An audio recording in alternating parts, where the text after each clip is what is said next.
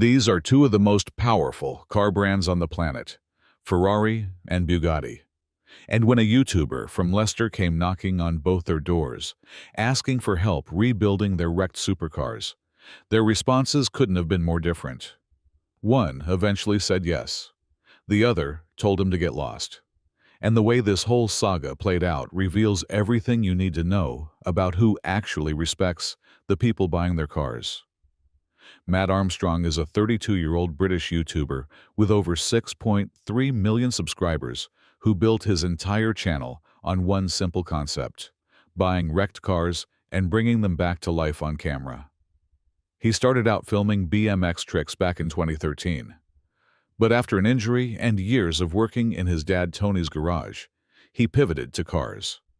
His first big project was rebuilding his girlfriend's crashed Audi TT. And from there, it just snowballed. Richard Hammond gave him a shout-out. The algorithm picked him up, and now the man pulls in 37 million views a month. But here's where things get interesting. Mat doesn't just rebuild regular cars anymore. He graduated to supercars. And in 2025 and 2026, he took on two of the most insane projects anyone on YouTube has ever attempted: a wrecked Ferrari 296 GTB and a destroyed Bugatti Chiron per Sport. Same guy, same workshop, same goal. Two completely different responses from the manufacturers. Let's start with the Ferrari. The 296 GTB is a plug-in hybrid monster. Twin-turbo 5.6 with an electric motor sandwiched between the engine and gearbox, pumping out a combined 819 horsepower, 0 to 60 in 2.7 seconds. Sticker price starting at $312,000, and that's before you tick a single option box. Mat's particular car had been shipped from the UK to Cyprus, where some overconfident owner decided to switch off all the driver aids and send it. The result was catastrophic. Suspension ripped out, floor pierced, wiring completely destroyed. The local Ferrari dealership took one look at it and basically said, "This thing is beyond saving." They quoted an astronomical figure and walked away. Mat saw an opportunity. He bought the wreck for about $100,000 and shipped it back to England. And honestly, for a while, things were going well. He sourced second-hand body panels, started rebuilding the structure, and then he did something absolutely mental. He got his hands on a genuine Ferrari 296 Challenge body kit. The ultra-light race parts with that massive spoiler and aggressive diffuser. His plan was to build a one-of-one road-going 296 dressed like a race car. Nobody else on Earth has one. But then he hit the wall. The hybrid battery system refused to cooperate. This isn't your typical engine swap, where you can just plug in an OBD scanner and figure it out.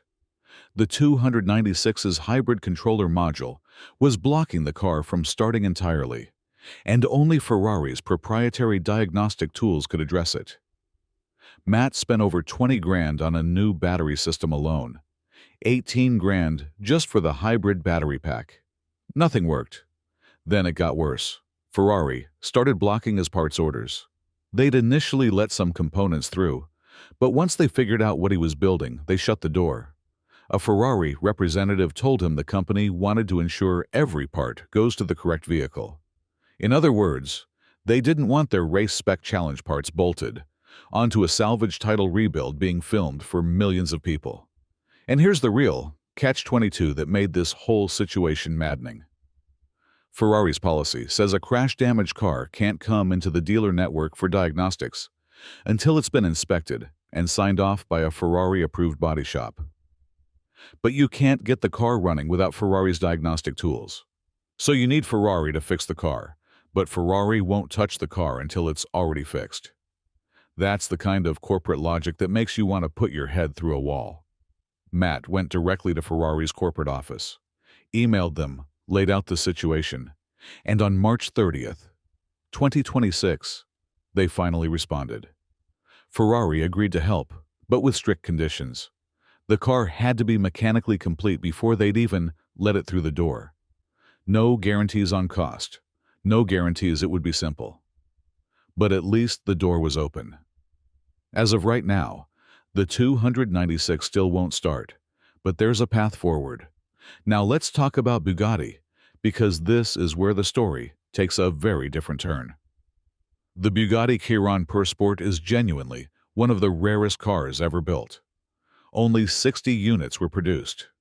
8-liter quad-turbo W16 engine, making 1,479 horsepower. 0 to 60 in 2.3 seconds. We're talking about a $6 million hypercar. This particular one belonged to Alex Gonzalez, a Miami-based car enthusiast who crashed it badly enough that insurance quoted $1.7 million for repairs. The car ended up at Copart, the salvage auction house, and Mat Armstrong discovered it in October 2025. He saw it and immediately knew this was the project of a lifetime. But Bugatti had other plans. They locked the VIN completely. Every single dealership on the planet was blocked from selling parts for this car.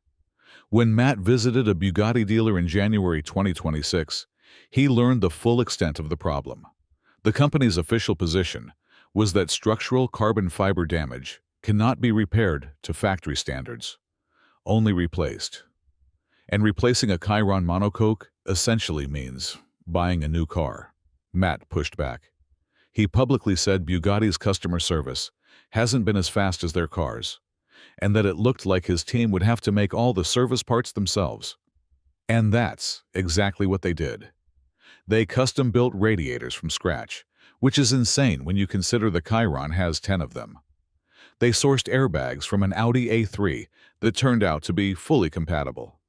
They rebuilt the interior with help from E3 Customs and had a machine shop repair the chassis. Here's where it gets even wilder.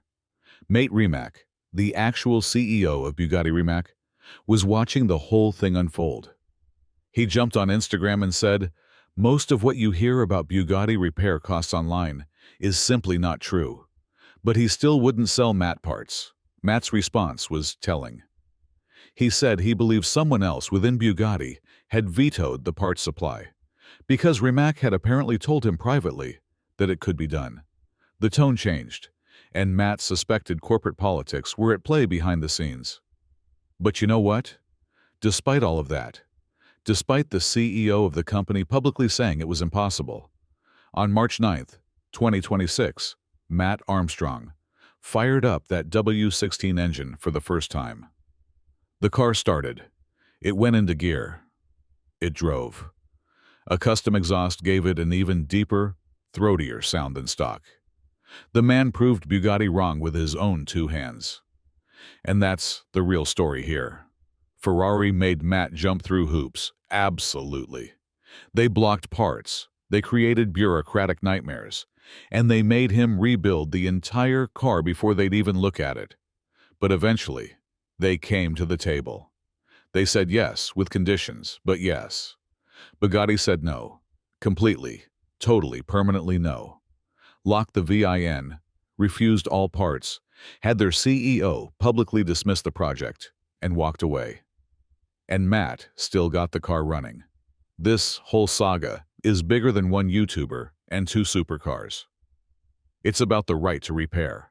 It's about whether the person who owns a car actually controls that car, or whether the manufacturer holds the keys forever. On modern hybrids and hypercars, the real lock isn't mechanical anymore. It's electronic, it's software, it's access to proprietary tools and authorization codes that only the factory can provide. Ferrari cracked the door open. Bugatti welded it shut. And a kid from Leicester who learned to turn wrenches in his dad's garage kicked it down anyway.